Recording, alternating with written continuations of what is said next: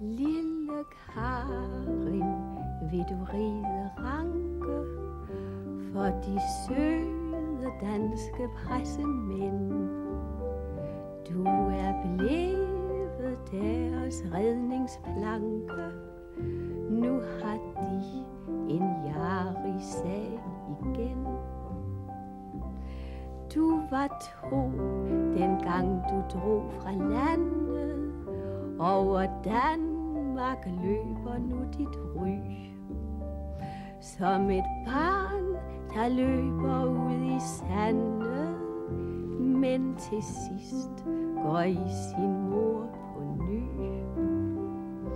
Glædestårer flyde skal som floder, når de hjemme hører om, hvordan du for længst har glemt din gamle moder, men dog ej dit grønne fædreland.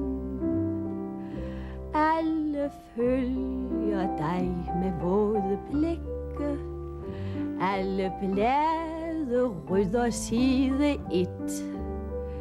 Verdens uro ænser de så ikke. Det kan også være lige fedt.